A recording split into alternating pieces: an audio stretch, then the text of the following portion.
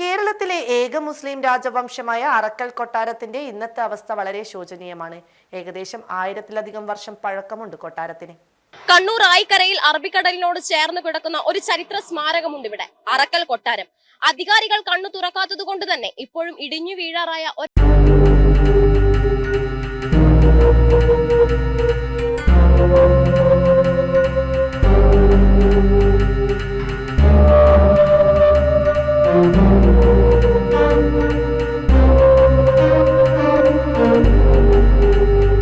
ഏക മുസ്ലിം രാജസ്വരൂപമാണ് അറക്കൽ. വർത്തക പ്രമാണിമാരിൽ നിന്നും രാജാധികാരത്തിലെത്തിയ ഏക രാജവംശം. ഒരുപാട് ചരിത്ര പ്രാധാന്യമുണ്ടെങ്കിലും കേരളത്തിലെ ഏക മുസ്ലിം രാജവംശം എന്ന വിശേഷണത്തിനപ്പുറം ഇതിനിപ്പോൾ കൂടുതൽ പ്രാധാന്യമൊന്നും ലഭിക്കുന്നില്ല. വിദേശ ശക്തികളുടെ പടയോട്ടത്തിനെതിരെ പോരാടിയ പാരമ്പര്യം പേറുന്ന കണ്ണൂർ സിറ്റിയിലെ അറക്കൽ രാജവംശത്തിന് കീഴിലുള്ള പണ്ടാര സ്വത്തുക്കൾ ഉൾപ്പെടെയുള്ള കെട്ടിടങ്ങൾ ഇപ്പോൾ നാശത്തിന്റെ വക്കിലാണ്. വിശാലമായ നടുമുറ്റവും ചുറ്റിലും വലിയ കെട്ടിട സമുച്ചയങ്ങളും ചേരുന്നതാണ് കൊട്ടാരം. ഈ നടുമുറ്റത്തിൽ വച്ചായിരുന്നു ആദ്യകാലത്ത് എല്ലാവരും നിസ്കരിച്ചിരുന്നത്.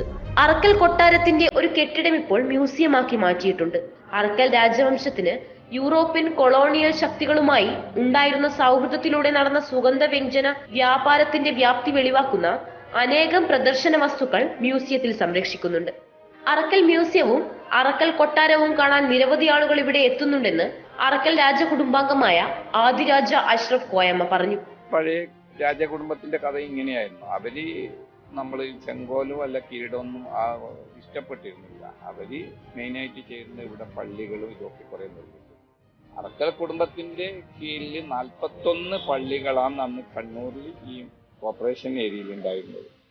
അതെല്ലാം അന്ന് കൈകാര്യം ചെയ്യുന്നതും അറക്കൽ സ്വരൂപം തന്നെയായിരുന്നു. ഇന്ന് ഓരോ കമ്മിറ്റികൾക്ക് അത് വിട്ടുകൊടുത്ത് അതായിരുന്നു. അതിൽ ഈ 1-2 പള്ളികൾ ഇന്നും അറക്കൽ സ്വരൂപത്തിന്റെ കൈവശം തന്നെ നിന്ന് കൊണ്ടുപോകുന്നുണ്ട്. ഒന്ന് കൂട്ടായ്മ കൂടിയിട്ട് സാമ്പത്തികമായിട്ട് ഒരു പ്രശ്നങ്ങളെല്ലാം വരുമല്ല. കാരണം ഇത്രയും പ്രോപ്പർട്ടി കൈകാര്യം ചെയ്യേണ്ടി വലിയൊരു ഫണ്ട് വേണ്ടി വരും. ആ ഫണ്ടിനുള്ള പ്രയാസങ്ങളെല്ലാം ഉണ്ട്. പിന്നെ ഗവൺമെന്റിൽ നിന്ന് നമ്മളൊരു വിചാരിച്ച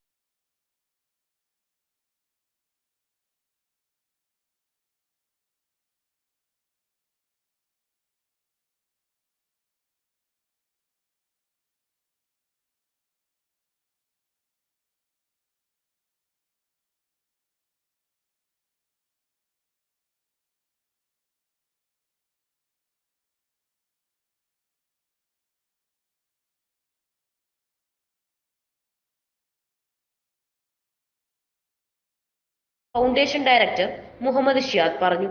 എൻ്റെ പേര് ഷിഹാദ്, കണ്ണൂർ സിറ്റി ഹെറിറ്റേജ് ഫൗണ്ടേഷൻ്റെ ഡയറക്ടറാണ്. അറക്കൽ രാജവംശത്തിൻ്റെ തിരുശേഷിപ്പുകളും പൈതൃകങ്ങളും ദിനോനെന്നോളം കാലാവസ്ഥ കാരണങ്ങളാലും അതുപോലെ തന്നെ തീരദേശം നമുക്കറിയാം കടലിന്